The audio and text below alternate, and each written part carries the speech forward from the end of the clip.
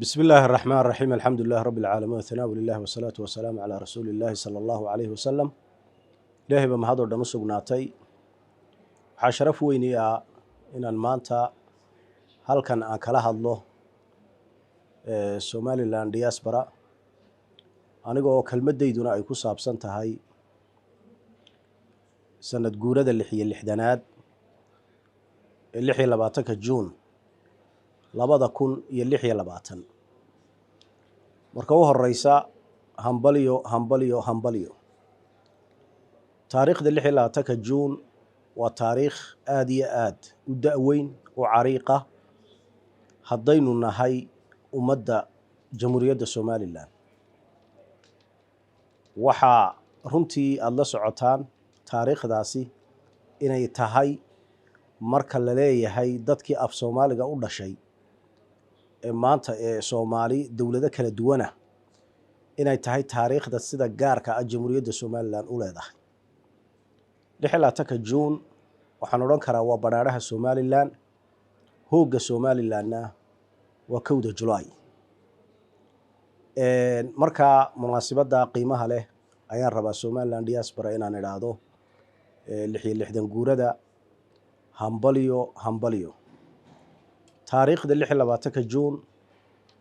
waa taariikh sidaan soo sheegayba inoo ah taariikh aynu ku faano marka aynu leenahay jamhuuriyadda Somaliland kaga sumtan meel aad iyo aad u baaxad weyn 26 juun oo caasimadda jamhuuriyadda Somaliland lagaga dhawaaqay 1960kii halka maanta uu ka dhisan yahay masaajidka Ibrahim Dheere ee bartamaha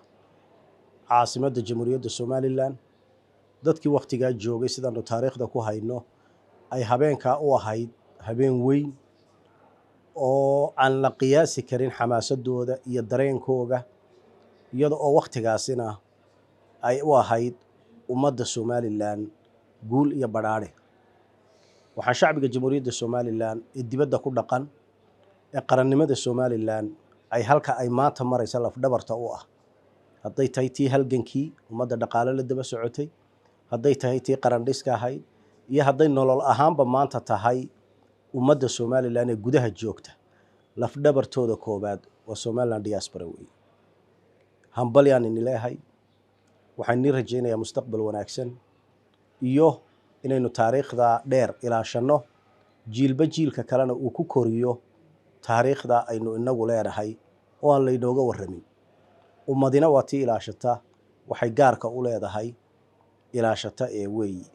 dunida maanta horumartayna waxay halka ku gaadhay waa taariikh aad iyo aad baan ni hambalyeynaya sanad guurada 26 juun ee 66aad hambaliyo wassalaamu calaykum waraxmatullaahi tacaala wabarakaatuh